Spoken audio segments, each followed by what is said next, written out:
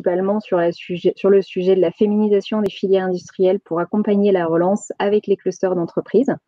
Donc pour ça, aujourd'hui, on a 4 invités et on les remercie encore une fois d'être présents avec nous pour parler de ce sujet qui nous tient à cœur. Alors tout d'abord, on aura donc je vais prendre la main pour vous expliquer un petit peu le travail et surtout les résultats que nous avons réalisés sur cette thématique au sein de notre communauté de cluster. Ensuite, je passerai la main à nos 2 capitaines de filière, donc Nathalie Saint-Marcel, DGA du cluster montagne en Auvergne-Rhône-Alpes, et Joëlle Durieux, experte FinTech et présidente de la Lead Tech Club 101. Donc voilà, qui viendront un petit peu vous parler du constat qu'elles ont pu faire au sein de leur filière en termes de parité hommes-femmes, en termes de difficultés de recrutement et des actions mises en place. Et ensuite, l'idée, ce sera un petit peu de pouvoir prendre de la hauteur à l'échelle nationale. Et donc là, ce sera Guillaume Basset, directeur du programme Territoire d'industrie auprès des ministres de l'Industrie et de la Cohésion des territoires, qui prendra la main. Et puis, enfin, Lucia Sil, animatrice du Cluster Women European Network, qui viendra un petit peu en réaction à tout ça aussi avec un œil très, très européen. Voilà, donc on pourra répondre à vos questions. N'hésitez pas à les poser dans le chat qui est en bas à droite. Je vois déjà qu'il y a des gens qui nous font des petits coucous. Donc c'est top. Et puis, donc pour info, c'est un webinaire qu'on organise en partenariat avec la plateforme qui s'appelle Act and Match. Ok, alors c'est parti. Donc pour vous retracer un petit peu ce qu'on a fait, donc on a sorti en fait côté France Cluster un recueil qui s'appelle donc Portrait de 16 femmes capitaines de filière. Donc en fait, ce sont 16 directrices et présidentes des pôles et clusters. Donc pour rappel, s'il y en a parmi nous qui ne sont pas tout à fait au fait, donc les clusters sont des réseaux d'entreprises qui s'organisent autour d'une filière qui regroupe donc TPE, PME, grands groupes et autres acteurs universitaires par exemple, pour justement les aider un petit peu à se développer.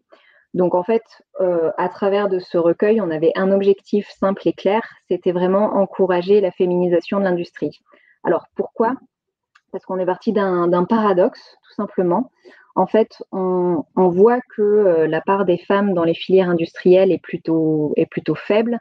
On voit aussi qu'il y a des problèmes de recrutement dans les entreprises des clusters, qu'il y a un manque de compétences. Et à contrario, à l'échelle de France Cluster, donc dans notre réseau de 300 pôles et clusters, on a observé qu'il y avait énormément de femmes dirigeantes, donc avec des profils de gestion de projet, avec des profils techniques, des hauts profils de compétences. Et donc, on s'est dit, tiens, il y a vraiment un paradoxe ici. Essayons de voir ce qui se passe et essayons d'avoir un petit peu leur retour aussi sur cette question. Donc, on a mené une série de 16 entretiens. 16 entretiens, donc 16 femmes capitaines de 15 structures différentes et de 10 secteurs d'activité différentes. Donc, on a parlé dans le bâtiment, on est allé aussi interviewer des clusters dans l'industrie mécanique, en passant par la chimie, en passant par la santé, par l'aménagement de la montagne, la finance, etc. Donc voilà, le but, c'est d'avoir un panorama aussi assez complet. Et donc, c'était un travail qui a été plutôt bien accueilli et encouragé aussi donc, par la ministre Agnès Pannier-Runacher qui a préphasé notre recueil. Et d'ailleurs, on a même eu l'occasion d'aller la rencontrer pour lui présenter notre travail dans son cabinet. Et puis également par la Commission européenne en la personne d'Oula Engelmann qui s'occupe de justement l'unité un petit peu technologique et des clusters notamment. Voilà. Donc, après avoir dit un petit peu le pourquoi du comment on a lancé cette initiative, l'idée c'est de partager avec vous aujourd'hui des résultats et pouvoir ensuite les discuter avec les intervenantes et les intervenants d'aujourd'hui. Et donc voilà, en termes de résultats, je dirais qu'il y en a 3 principaux. Et donc, sans surprise, on va dire que le premier, c'est qu'on est loin de pouvoir parler de mixité vraiment dans les filières qu'on a interrogées. En fait, on considère pour qu'un secteur soit dit mixte, il faut qu'il compte au moins 30% de présence d'un des 2 sexes. Aujourd'hui, c'est un petit peu la norme.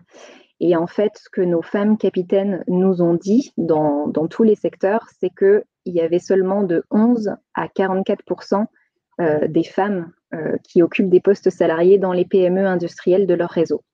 Voilà, donc ça c'est un premier constat et des premiers chiffres qui viennent un peu éclairer ce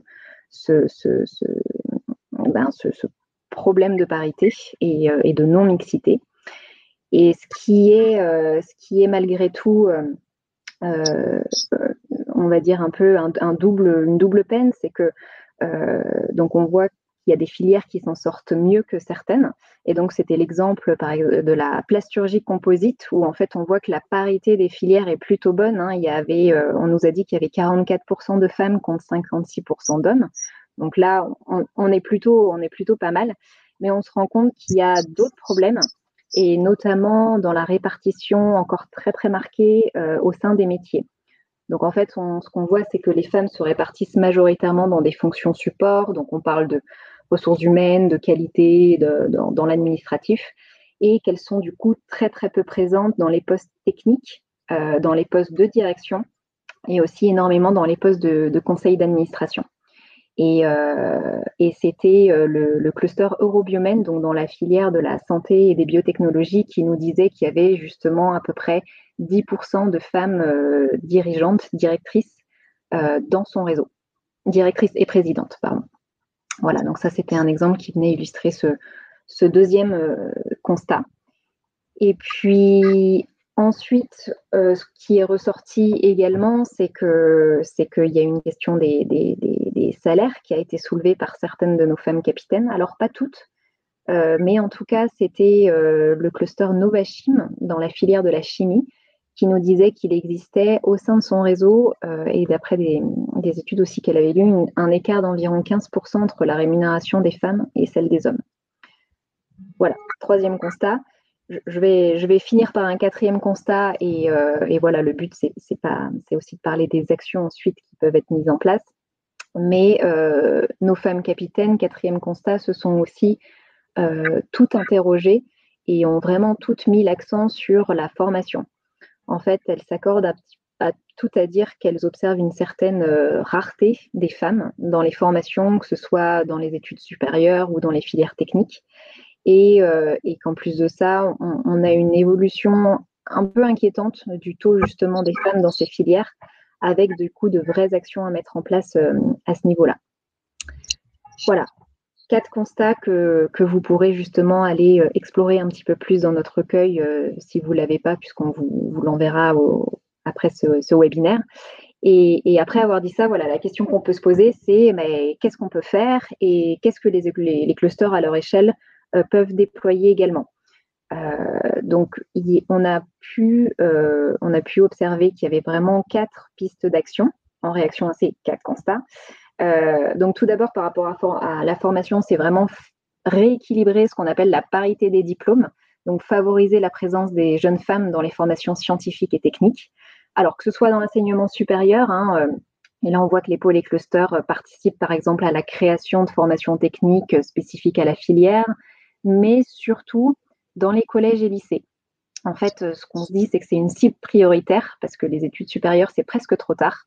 Donc là, les polyclusters, ils interviennent dans les lycées, dans les collèges pour présenter les métiers, casser un petit peu les stéréotypes qui peuvent se former assez tôt.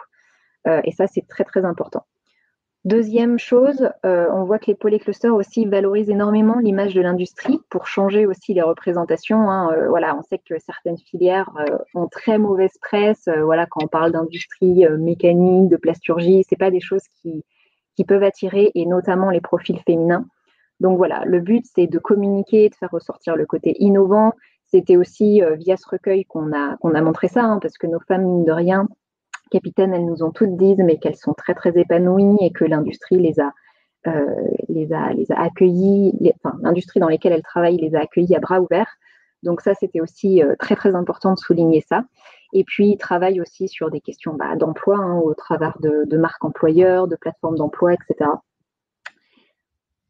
Troisième gros point d'action également, c'est l'entrepreneuriat au féminin et comment le développer. Surtout que les polyclusters travaillent parfois au quotidien avec des startups et déplorent encore une fois le faible nombre de créatrices d'entreprises. Donc voilà, il y a plusieurs choses qui se mettent en place. Certains créent des programmes d'entrepreneuriat à destination des femmes. Certains sont aussi engagés dans des réseaux féminins pour entreprendre. Voilà, il y a plusieurs choses qui sont déployées et qui sont hyper dynamiques et intéressantes. Et ensuite, dernière chose, et pas des moindres non plus, c'est vraiment le changement de la culture d'entreprise, entre guillemets, pour accompagner et améliorer le recrutement.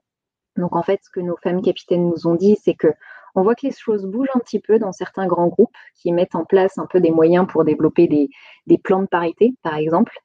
Et on note aussi que cependant, dans certaines PME, on reste encore dans un modèle un petit peu parfois patriarcal, sans généraliser à toutes les PME bien sûr, et que là, le rôle du cluster et du pôle est hyper important.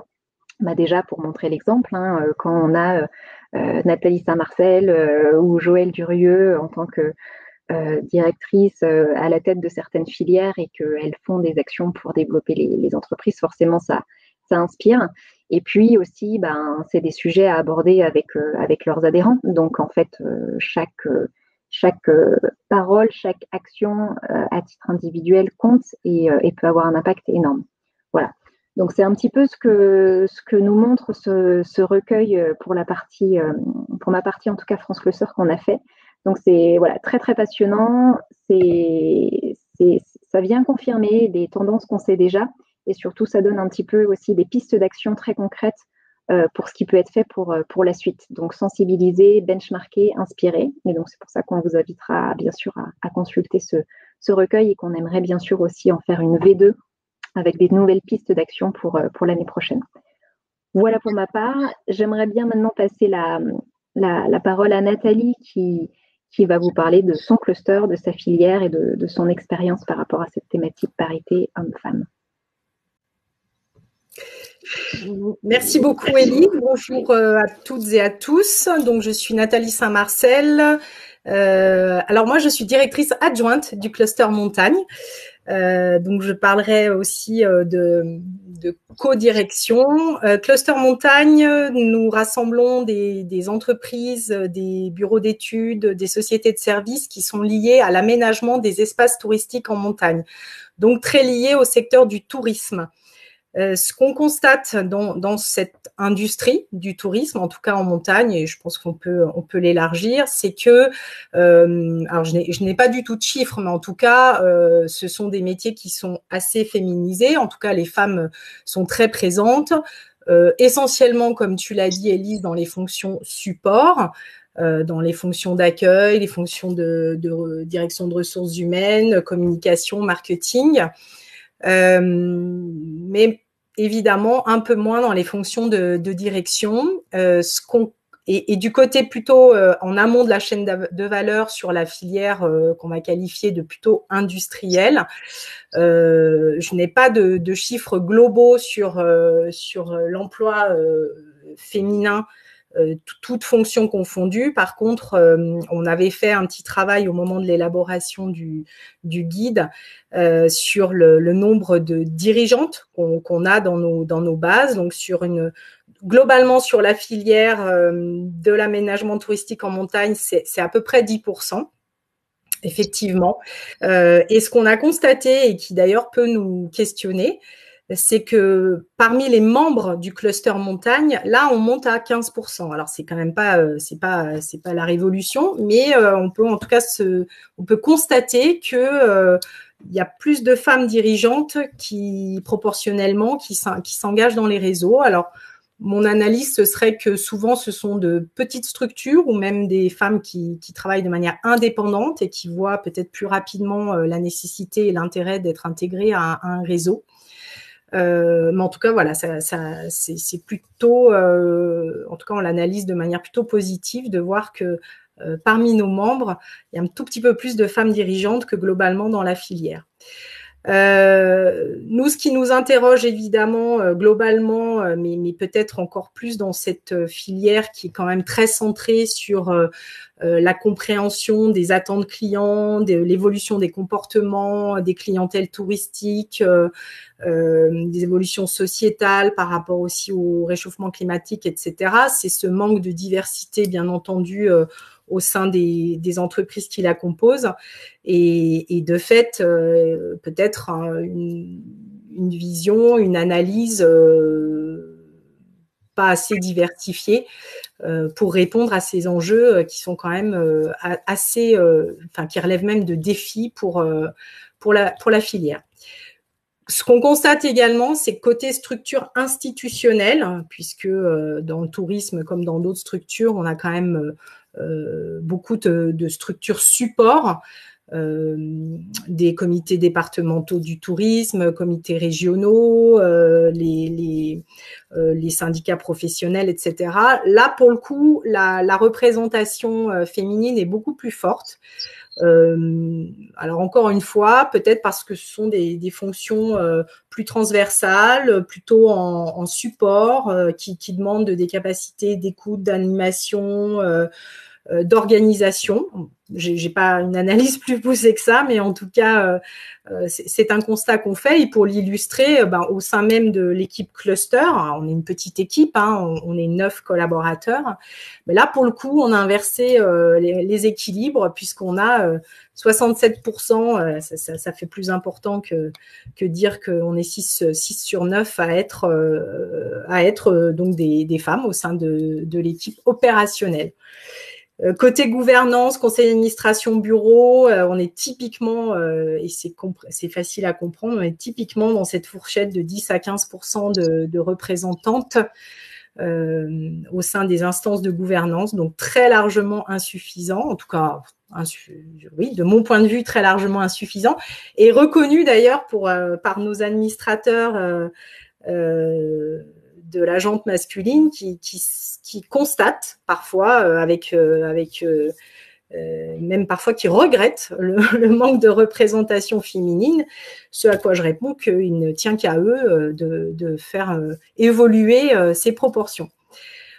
Donc voilà, côté filière, qu'est-ce qu'on essaye de faire c'est de promouvoir effectivement l'intérêt de la diversité des équipes. Alors ça passe par les questions de représentation homme-femme, mais pas uniquement.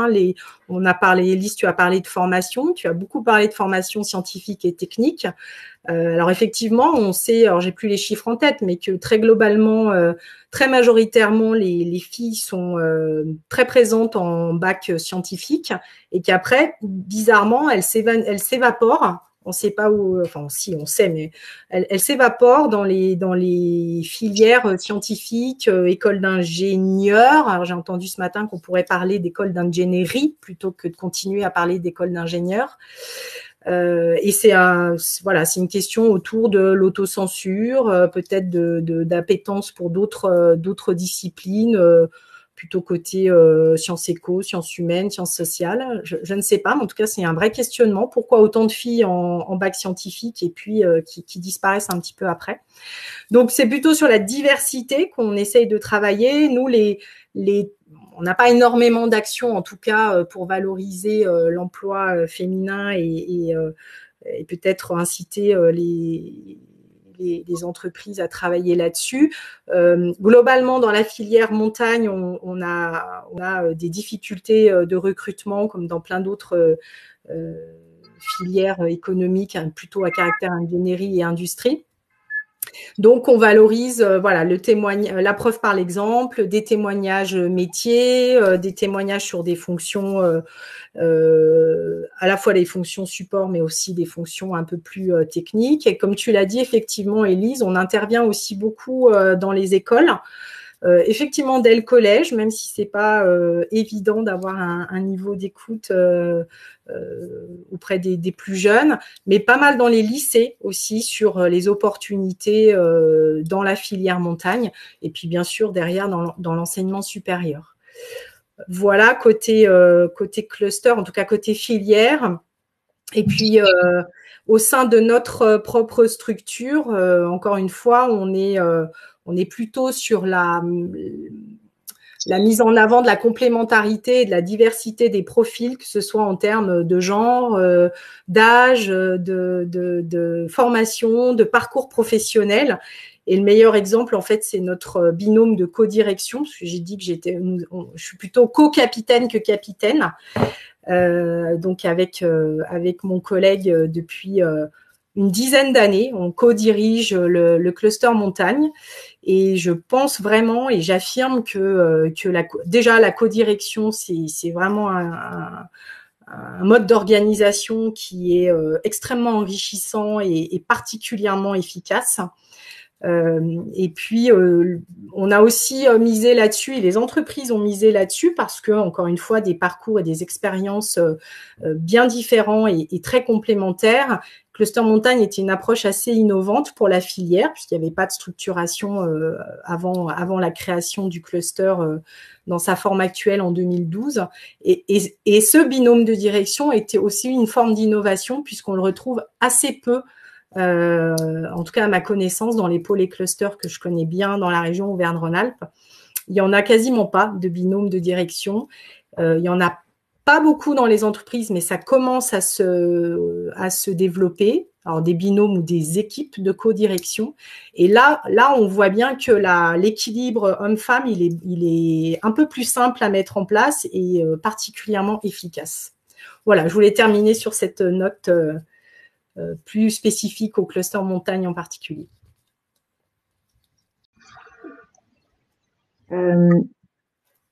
Alors, c'est vrai que ces questions de diversité, effectivement, sont très importantes. Et c'est vrai aussi que une des choses que certaines femmes capitaines nous ont dit, c'est que les binômes et effectivement être une femme dans un environnement aussi un petit peu plus masculin, que ce soit dans le cluster notamment, finalement, c'est une question effectivement de ne pas s'auto-censurer, mais aussi une question que ça peut être aussi très productif quand c'est, et elles typiquement elles ont pu aussi construire leur parcours justement dans ce cadre et se faire leur place aussi, parce qu'il y avait une sorte de pas d'exclusivité, mais c'était quelque chose qui n'était pas vraiment très commun. Et finalement, elles ont pu tourner ça comme quelque chose finalement assez positif, en tout cas.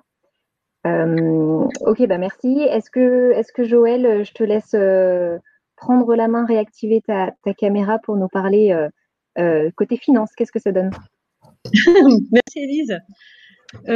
Côté finance, bon, d'abord j'ai à titre personnel un long parcours dans la finance, donc j'ai plus de 30 ans dans le secteur financier, notamment dans la banque et l'assurance. Ce qu'on peut observer, c'est que la finance, pour démarrer, c'est un monde d'hommes. C'est un monde d'hommes à des niveaux de direction générale, c'est certain. En revanche, c'est un monde de parité, puisque donc la finance, c'est d'abord les secteurs de la banque, de l'assurance, de la gestion d'actifs, toutes les professions du chiffre, directeur financier, expert comptable, etc. Et ce secteur est composé, prenons la banque, à 57% de femmes et 60% de femmes dans le secteur de l'assurance. Donc, c'est dire que c'est une profession largement féminisée. En revanche, dans les COMEX et les postes de direction générale, là, ça chute considérablement puisqu'on est entre 10 et 12-15% maximum. Et à titre personnel, donc pour parler de mon parcours, qui j'espère sera inspirant, j'ai eu la chance, alors tout d'abord, d'avoir eu des parents qui m'ont toujours poussé à me projeter et à exprimer ce que je voulais. Donc, je suis assez extravertie. J'ai toujours dit à mes supérieurs hiérarchiques ce que je souhaitais en termes d'évolution au sein de la banque ou de la compagnie d'assurance. Et donc, pour cela, donc, je me suis toujours, comment dire, je me suis jamais auto-censurée. La deuxième chose, c'est que j'ai été portée par des dirigeants, donc dans la finance, qui étaient qui étaient plutôt pro-femmes, pour la promotion des femmes. Et c'est ainsi que j'ai pu accéder à des postes de direction générale assez rapidement, à l'âge de 38 ans. Et donc, j'ai plutôt un parcours, je dirais, une expérience positive à raconter, pour ce qui me concerne. Dans le cluster, donc finance innovation, dans le pôle de compétitivité finance innovation, où j'étais à la direction générale pendant 14 ans, ce que j'ai pu constater, c'est que donc ce pôle rassemble des très grands groupes de finance, mais aussi des startups, des écoles et des labos. pour réaliser donc des projets innovants et de recherche en vue de créer de l'emploi sur tout le territoire, en France, en Europe et à l'international. Ce que j'ai pu constater, c'est que les startups que nous labellisions chaque année, et donc dans les dernières années, nous avons labellisé une centaine de startups. La plupart, mais vraiment, je dirais la quasi-totalité, étaient dirigées par des hommes. De sorte que il y a 6 ans, lorsque nous sommes dit que ça ne pouvait plus continuer, nous avons réalisé le trophée de Ladies of FinTech. Et là, il y avait très peu de candidates. Et la candidate qui a eu le trophée a eu cette parole: je suis enfin un homme comme les autres. C'est tout dire. Donc et donc ensuite, au niveau des mesures, ce que nous avons fait, c'est que nous avons constaté que dans les tables rondes du pôle finance innovation, il y avait une majorité d'hommes. Donc j'ai demandé à ce qu'on aille chercher les femmes, et c'est tout simple d'aller chercher les femmes. Vous prenez LinkedIn, vous prenez les femmes qui vous intéressent, vous leur écrivez, rares sont celles qui répondent non. De sorte que nos tables rondes ont été donc du coup beaucoup plus équilibrées entre hommes et femmes, sachant que les femmes majoritairement disaient oui pour venir témoigner sur la thématique donc de la table ronde. De sorte que donc il y avait un rééquilibrage certain et finalement pas très compliqué à faire. Ensuite, sur les startups, donc à la direction générale des startups, j'ai bien aimé ce qu'a dit Nathalie sur la co-direction. Donc, on s'est aperçu que ceux qui pitchaient, donc pour obtenir le label Finance Innovation, le label donc qui promouvait les sociétés les plus prometteuses en termes d'innovation et de recherche, là, il n'y avait que des hommes. C'est simple. Il n'y avait quasiment pas de femmes. Bon. Donc là, ce que nous avons dit aux hommes qui étaient présents, on leur a dit, écoutez, pour le pitch, venez avec une femme, qu'elle soit N-1, N-2, N-3, N-4, mais venez avec une femme. Voire même, permettez à une femme de votre équipe de présenter le projet, de pitcher à votre place, parce que, voilà, nous, on attache une grande importance en tout cas, à l'équilibre homme-femme au sein des startups. Et si vous êtes capable de céder votre place, vous, le patron, et de faire pitcher une femme qui connaît aussi bien que vous le produit, service et votre entreprise, ben, c'est pas plus mal. De sorte que lorsque nous avons eu des pitchs de start-up, nous avons eu un tiers de femmes, 2 tiers d'hommes. La résistance était quand même, je dirais pas importante, mais elle était là. Mais ça s'est mieux passé. Et étrangement, les femmes qui pitchaient ont notamment l'avant-dernière, je me souviens quand on a élu la FinTech de l'année, ben, c'est une femme qui pitchait, c'est elle qui a remporté donc le trophée, ben, parce que d'abord, elle a été naturelle, elle était pas du tout stressée, elle avait des mots simples pour parler, et elle présentait très très bien, de sorte qu'elle a conquis le public, enfin le jury. Alors ensuite, on s'aperçoit que donc dans les startups en finance, eh bien c'est quand même une majorité d'hommes, faut le dire, et on cherche les femmes, ou en tout cas on cherche à les promouvoir, à les mettre sur le devant de la scène. Et je dirais que, et puis alors sur les startups, alors vous avez des startups qui sont créées from scratch par des jeunes. Et donc quand c'est créé par des jeunes, je dirais que la mise en avant des femmes et des jeunes femmes est plutôt, je dirais, bien comprise. Quand ce sont des startups créées par des hommes plus mûrs, c'est un peu moins flagrant. Et en revanche, on trouve des femmes qui ont été salariées de grands groupes et donc, je dirais, femmes dirigeantes dans des grands groupes, ou en tout cas femmes cadres, et qui sont à la tête de start-up parce qu'elles viennent de grands groupes et qu'elles ont décidé de créer donc leur propre entreprise. Et là, on trouve des femmes à la tête des start-up parce qu'elles-mêmes ont décidé d'être femmes patrons ou femmes dirigeantes. Donc, je dirais que dans le pôle finance innovation, rien n'est simple et ça ne va pas de soi d'avoir des femmes, soit dans des tables rondes, soit à la tête de FinTech, soit qui pitchent et qui témoignent. Il faut aller les chercher. Et donc, non seulement il faut aller les chercher, mais il faut sensibiliser tout l'écosystème de patrons qui composent donc le cluster à la présence des femmes partout où on en a besoin, que ce soit pour la visibilité des projets innovants en finance auprès de différents événements, et que ce soit aussi pour aller chercher des fonds. Alors, il y a un chiffre qui fait froid dans le dos. Selon le BCG, donc le Boston Consulting Group, depuis 2008, parmi les startups françaises, seuls 2% des financements ont été octroyés à des femmes, 98% à des hommes. Et lorsque les investisseurs, notamment, interrogent les femmes, eh bien, les fonds d'investissement les interrogent beaucoup plus souvent sur les risques de leur activité, tandis que la question qui est posée aux hommes, c'est plutôt quel est le potentiel de leur activité. Donc là, on voit une discrimination encore forte au niveau des comportements et des mentalités. Je dirais que donc, globalement, la finance, dans les filières de formation, les grandes écoles, etc., comporte des femmes. En plus, la finance se robotise comme toutes les industries. C'est une véritable industrie, la finance, puisqu'elle crée 1,2 million d'emplois sur tout le territoire, direct et indirect, et elle est transformée en profondeur par les nouvelles technologies, comme toutes les industries.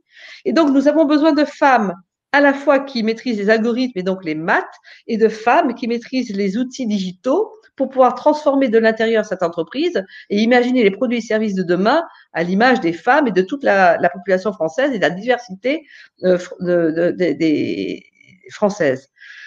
Donc, en fait, c'est une filière très attractive où les femmes sont présentes, mais pas assez mises en avant. Et donc, je pense de toute façon qu'il y a une prise de conscience majeure au niveau des grands groupes et des fédérations. Je pense à la Fédération française des banques ou à la FFA, Fédération française de l'assurance, ou l'Association française de gestion, qui aujourd'hui publie des index, le fameux index égalité hommes-femmes mis en place par le ministère du Travail.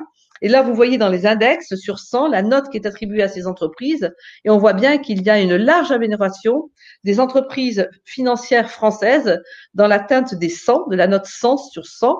Et je pense que c'est ça qu'il faut surveiller aussi. Voilà. Donc moi, j'ai plutôt, en conclusion, une conclusion plutôt positive sur l'orientation des femmes, enfin le positionnement des femmes dans la finance, à condition, un, qu'elles s'expriment et qu'elles ne s'auto-censurent pas, et deux, que la sensibilisation vers les dirigeants du secteur financier se fasse tous les ans à travers différents dispositifs, qu'ils soient imposés par le gouvernement ou qu'ils viennent de l'intérieur par les femmes et les hommes pro-parité et pro-diversité.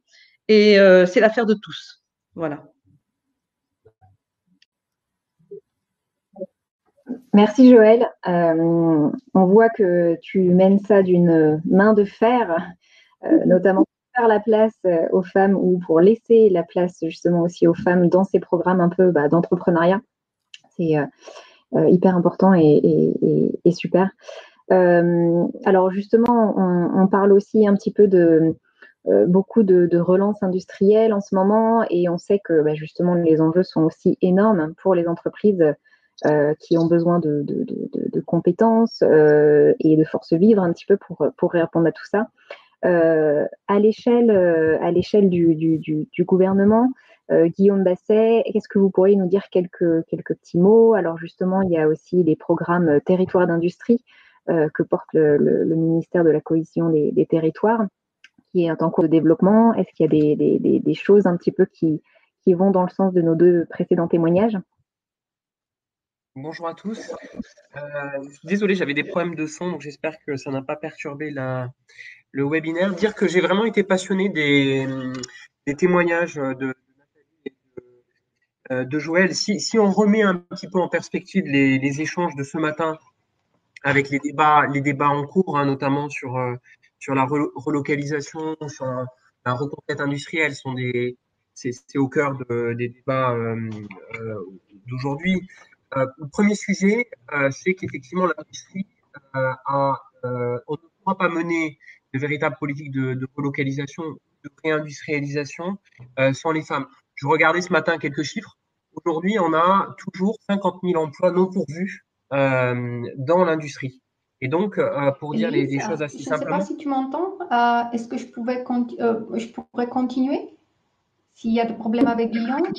Non, on vous entend aussi, et Guillaume est en train de parler, donc je vous donne le top quand c'est à votre tour. Désolé. Donc,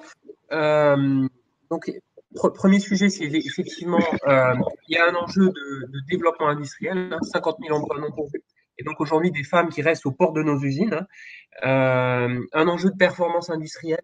Je trouvais que le retour, notamment de cluster montagne, était intéressant. Et si on reprend notamment l'étude McKinsey d'il y a quelques mois, qui montre en fait que les entreprises mixtes sont beaucoup plus performantes, et y compris les entreprises industrielles. Donc, du côté de territoire d'industrie, le sujet commence, pas suffisamment, et je pense que c'est l'enjeu de la revoyure des plans d'action territoire d'industrie. Mais je pourrais citer quelques territoires qui se sont engagés sur cette question-là. Je pense à Montluçon, à Roanne, et la région Auvergne-Rhône-Alpes, les territoires d'industrie de Nevers-Val-de-Loire en Bourgogne-Franche-Comté, ou encore le Nord-Lorraine et en Grand Est et le Grand Est de Touraine en Centre-Val-de-Loire. Si on regarde les fiches actions, les projets qui sont portés par ces territoires au sujet de l'égalité professionnelle femmes-hommes dans l'industrie, il est regroupé en quelques blocs. Il y a un premier bloc qui tourne autour de tout ce qui est éducation, orientation, notamment en lien avec la réforme Blanquer, qui a prévu 54 heures d'heures d'orientation dans le secondaire par an, en ouvrant ces heures aux branches et aux communautés professionnelles. Donc, il y a des premières actions dans ce domaine-là. Comment on fait témoigner dans les écoles davantage de jeunes et jeunes qui travaillent dans les métiers de l'industrie ou d'entrepreneuses, jeunes ou moins jeunes. Le sujet aussi du VTE, du volontariat territorial en entreprise, comment on fait en sorte aussi d'intégrer des jeunes diplômés dans des filières ou dans des métiers qui accueillent moins de femmes. Donc le VTE est parfois utilisé par certains territoires d'industrie comme levier. Et puis le sujet de la GPEC. Tous les territoires d'industrie se dotent de GPEC, de gestion prévisionnelle des emplois et des compétences. Et à ma grande surprise, quand on regarde ces travaux, le sujet de l'égalité professionnelle est peu ou pas inscrit au cœur de ces GPEC. Et donc, il me semble qu'il y a une réflexion peut-être à avoir sur comment on réoriente ces outils. Donc, un bloc éducation, orientation.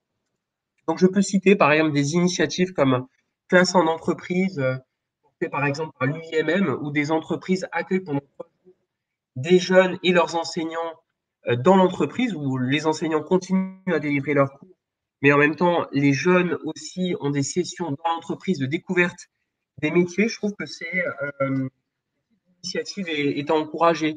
Ou par exemple, Volvo dans l'Ain, avec l'initiative Nos étoiles industrielles, vous accueille des jeunes femmes, par exemple, sur les métiers poids lourds. Donc un premier bloc éducation-orientation, un deuxième bloc qui tourne autour de tout ce qui est communauté, mentorat entre femmes. Ça fait partie des fiches actions. Troisième bloc, c'est sur la formation des recruteurs. Et là, je m'adresse au territoire d'industrie. Vous avez du côté de l'APEC ou de Pôle emploi des partenaires qui peuvent vous aider justement à accompagner les entreprises de vos territoires ainsi que les DRH dans la formation des recruteurs, comment on fait en sorte de supprimer tous les stéréotypes ou les visions genrées du recrutement. Et puis enfin, le quatrième sujet, c'est l'aménagement des postes de travail. Et je citerai une entreprise qui est en territoire d'industrie qui s'appelle Ergo Santé, dans le territoire d'industrie d'Alès, qui fabrique notamment des exosquelettes. Et donc, on a un enjeu majeur, et notamment dans le cadre du plan de relance, où on finance un certain nombre de projets d'investissement des entreprises, de modernisation des lignes de production, à ce que ce sujet d'aménagement des postes de travail soit inscrit. Et c'est une vraie opportunité parce que la France est plutôt bien positionnée sur ce sujet-là. Je vous citais Ergo Santé, par exemple, mais bien d'autres entreprises. Et donc, pour conclure, les ministres, aux côtés du président de Région de France et du président de la DCF, ont souhaité que les territoires d'industrie puissent amender leur plan d'action sur la période 2021-2027 qui cadre au mandat municipal. Il y a un courrier qui va être adressé à chaque président d'intercommunalité. Il y a un enjeu à ce qu'on fasse de ce sujet de l'égalité professionnelle sans doute l'un des deux, trois principaux sujets et qu'on puisse peut-être animer une communauté d'industrie sur ce sujet. Voilà.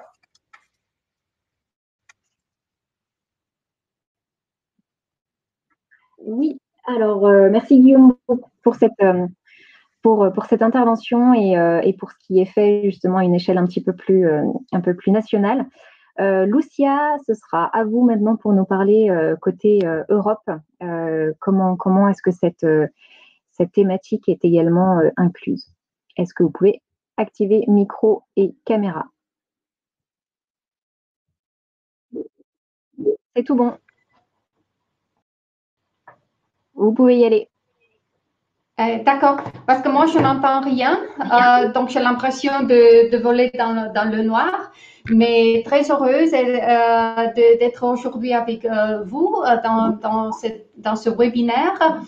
J'ai le plaisir de vous partager avec vous de mes expériences au niveau européen et international. J'étais présentée comme coordinatrice d'un réseau européen qui s'appelle Cluster Women Development Network. Autrement, c'est Cluster WIN, qui a été formé pendant la European Cluster Conference déjà en 2012, où une quarantaine de femmes a signé, disons, l'acte de création de ce réseau. Pour l'instant, donc dans toutes ces années, le réseau a développé pour attraper plus de 130 personnes. Dans un groupe LinkedIn, mais à part de ce groupe, il y a eu entre 2012 et jusqu'à maintenant beaucoup d'efforts de mettre le thème Gender Diversity sur l'agenda des clusters. J'aimerais bien toucher le fait que la TCI, c'est un réseau international des clusters et des experts en clusters qui a donné la possibilité à cette communauté de mettre sur l'agenda pendant les événements annuels et de créer une session concernant le gender diversity, donc la diversité entre les genres. C'est presque chaque année, entre 2012 et 2019. Et pourtant, il faut dire que seulement au Canada, on a eu la possibilité de parler de ce thème en plenary, donc dans l'ambiance générale. Normalement, il y avait les sessions parallèles et là, on était en concurrence avec beaucoup d'autres thèmes qui sont d'importance pour les clusters, ce qui ne faisait pas très facile, c'était pas une chose facile d'avoir une grande participation, pas beaucoup d'intéressants en ce thème. Autre que TCI au niveau européen, on a parlé beaucoup des données. Donc, le problème que nous avons aujourd'hui, c'est qu'on n'a pas assez de données, comme France Cluster a réussi à l'avoir à travers l'étude femmes capitaines de filière. Donc, ça fait relativement difficile de se positionner d'une manière unitaire au niveau européen. On sait beaucoup qu'il y a des initiatives dans des différents pays et j'aimerais bien dire, de montrer ici, il y a une publication faite par les Suédois, par Vinnova et Tillväxtverket, les agences nationales, déjà en 2012-2013. Et aussi, il y a une publication faite par le UNIDO, Mainstreaming Gender in Cluster Development. Donc, il y a ces activités, mais aussi il y a un réseau, disons, plutôt informel qui s'en parle, qui apprend des expériences que les uns et les autres font. Par exemple, c'est un cluster en Danemark très intéressant, le cluster maritime, qui fait beaucoup pour mettre les femmes capitaines, disons, des vrais capitaines sur les navires et de les former, de former dans cette direction. Il y a aussi en Suède, il y a un programme dédié au cluster, comment soutenir le cluster management, les équipes, les teams du cluster management pour soutenir leurs PME à s'engager dans la direction gender diversity. Il faut dire que ce n'est pas le discours qu'on a abordé ici, ce n'est pas nécessairement lié au gender equality, à la parité, mais plutôt à positionner le thème gender comme un facteur de la compétitivité dans l'industrie. Pour finir, parce que je n'ai pas beaucoup de temps, j'aimerais dire que le chemin avant nous est assez grand, assez loin. Nous sommes au début. Ce que je trouve que c'est très important, c'est d'avoir des données pour justifier la situation courante. Il faut avoir un réseau dédié, même si on ne crée pas un réseau spécialisé à ce thème, au moins mettre le thème dans les réseaux existants et de faire plus de collaboration, plus d'échanges à ce thème.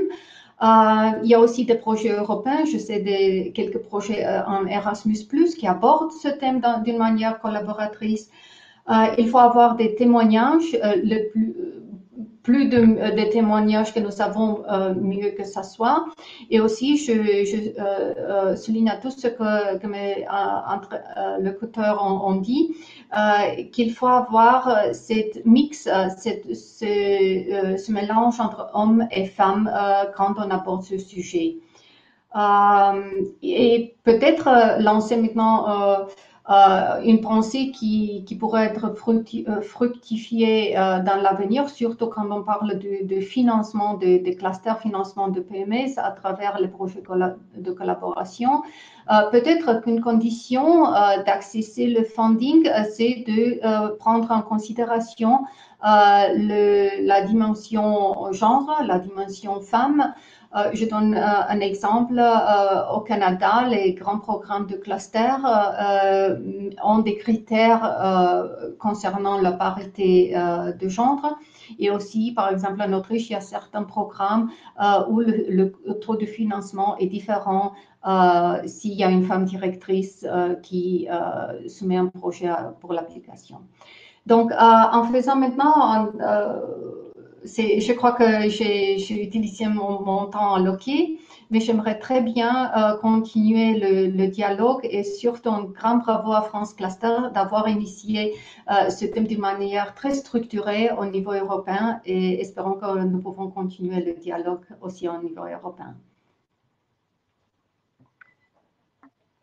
Pour ce témoignage, comme vous l'avez dit, il y a quand même beaucoup de choses encore à faire et des besoins d'aller un petit peu plus loin. C'était des très bonnes pistes qui ont été abordées entre le témoignage de Guillaume et de Lucia, entre voilà, consolider des données, avoir des données un peu plus à l'échelle européenne, mettre en place des programmes spécifiques, intégrer des critères de parité homme-femme dans des choses déjà existantes, comme c'est le cas dans les fiches de territoire d'industrie, par exemple. Enfin voilà. Donc en tout cas, et pour conclure, parce qu'il est 12h46,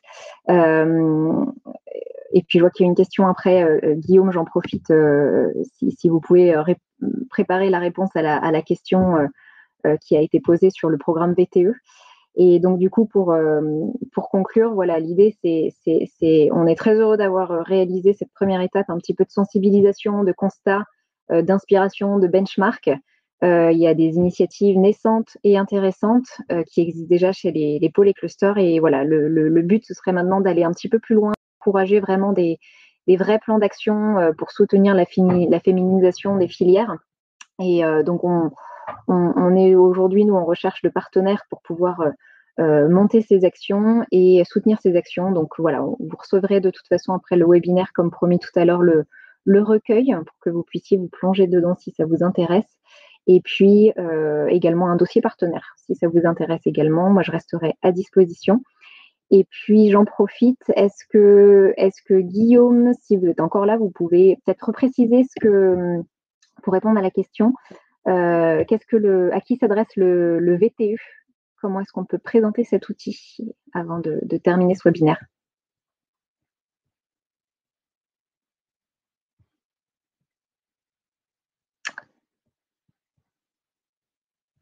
Ah.